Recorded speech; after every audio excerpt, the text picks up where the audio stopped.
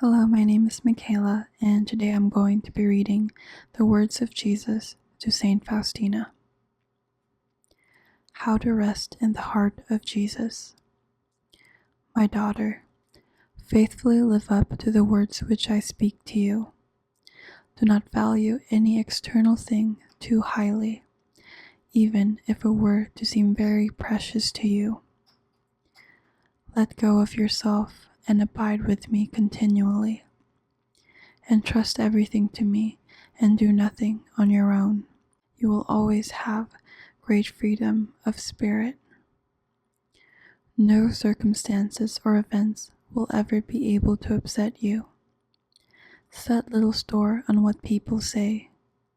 Let everyone judge you as they like. Do not make excuses for yourself. It will do you no harm. Give away everything at the first sign of a demand, even if they were the most necessary things. Do not ask for anything without consulting me. Allow them to take away even what is due you.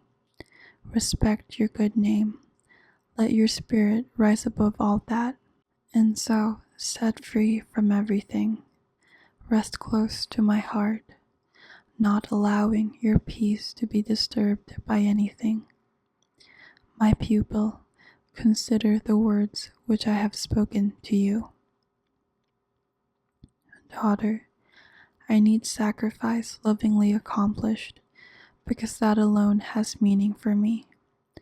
Enormous indeed are the depths of the world which are due to me. Pure souls can pay them by their sacrifice, exercising mercy in spirit. If a soul does not exercise mercy, somehow or other, it will not obtain my mercy on the day of judgment. Oh, if only souls knew how to gather eternal treasure for themselves, they would not be judged, for they would forestall my judgment with their mercy. O soul steeped in darkness, do not despair.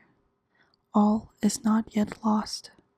Come and confide in your God, who is love and mercy. My child, listen to the voice of your merciful Father.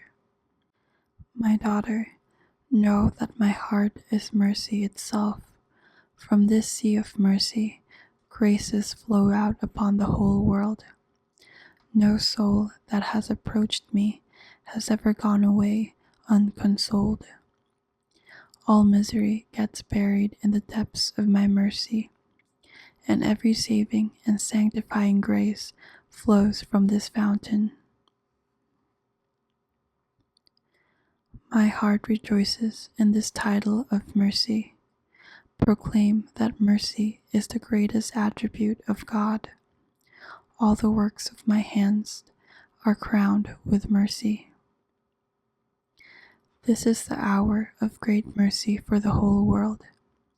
I will allow you to enter into my mortal sorrow. In this hour, I will refuse nothing to the soul that makes a request of me in virtue of my passion. At 3 o'clock, implore my mercy, especially for sinners, and if only for a brief moment, immerse yourself in my passion, particularly in my abandonment at the moment of agony. Were a soul like a decaying corpse, so that from a human standpoint there would be no hope of restoration, and everything would already be lost. It is not so with God. The miracle of divine mercy restores that soul in full. Oh, how miserable are those who do not take advantage of the miracle of God's mercy. You will call out in vain, but it will be too late. The two rays denote blood and water. The pale ray stands for the water which makes souls righteous. The red ray stands for the blood which is the life of souls. These two rays issued forth from the very depths of my tender mercy. when my agonized heart was opened by a lance on the cross. These rays shield souls from the wrath of my Father. Happy is the one who will dwell in their shelter, for the just hand of God shall not lay hold of him. Mankind will not have peace until it turns with trust to my mercy. Oh, how much I am hurt by a soul's distrust. Such a soul professes that I am holy and just, but does not believe that I am mercy and does not trust in my goodness. Even the devils glorify my justice, but do not believe in my goodness. How very much I desire the salvation of souls. My dearest secretary, write that I want to pour out my divine life into human souls and sanctify them. If only they were willing to accept my grace, the greatest sinners would achieve great sanctity. If only they would trust in my mercy, the very inner depths of my being are filled to overflowing with mercy, and it is being poured out upon all I have created. My delight is to act in the human soul and to fill it with my mercy, and to justify it. My kingdom on earth is my life in the human soul. Say unceasingly the chaplet that I have taught you. Whoever will recite it will receive great mercy at the hour of death. Priests will recommend it to sinners as their last hope of salvation. Even if there were a great sinner, most hardened, if he were to recite this chaplet only once, he would receive grace from my infinite mercy. I desire that the whole world know my infinite mercy. I desire to grant unimaginable graces to those souls who trust in my mercy. The souls that say this chaplet will be embraced by my mercy during their lifetime and especially at the hour of their death. Through the chaplet you will obtain everything, if what you ask for is compatible with my will. Oh, what great graces I will grant to souls who say this chaplet.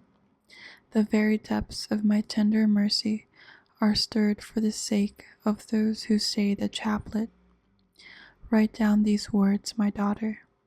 Speak to the world about my mercy. Let all mankind recognize my unfathomable mercy. It is a sign for the end times. After it will come the day of justice. While there is still time, let them have recourse to the fount of my mercy. Let them profit from the blood and water which gushed forth for them. My mercy is greater than your sins and those of the entire world. Who can measure the extent of my goodness? For you I descended from heaven to earth. For you I allowed myself to be nailed to the cross. For you I let my sacred heart be pierced with a lance, thus opening wide the source of mercy for you. Come then with trust to draw graces from this fountain. I never reject a contrite heart. Your misery has disappeared in the depths of my mercy. Who will proclaim my great mercy? I shall protect them myself at the hour of death as my own glory. And even if the sins of souls were as dark as night, when the sinner turns to my mercy, he gives me the greatest praise and is the glory of my passion. When a soul extols my goodness, Satan trembles before it and flees to the very bottom of hell. My heart overflows with great mercy for souls, and especially for poor sinners. If only they could understand that I am the best of fathers to them, and that it is for them that the blood and water flowed from my heart as from a fount overflowing with mercy. For them, I dwell in the tabernacle as King of mercy. I desire to bestow my graces upon souls, but they do not want to accept them. You at least come to me as often as possible and take these graces they do not want to accept. In this way you will console my heart. From all my wounds, like from streams, mercy flows for souls, but the wound in my heart is the fountain of unfathomable mercy. From this fountain spring all graces for souls. The flames of compassion burn me. I desire greatly to pour them out upon souls. I desire to unite myself with human souls. My great delight is to unite myself with souls. Know, my daughter, that when I come to a human heart in Holy Communion, my hands are full of all kinds of graces which I want to give to the soul. But souls do not even pay any attention to me. They leave me to myself and busy themselves with other things. Oh, how sad I am that souls do not recognize love. They treat me as a dead object. Oh, if sinners knew my mercy, they would not perish in such great numbers. Tell sinful souls not to be afraid to approach me. Speak to them of my great mercy.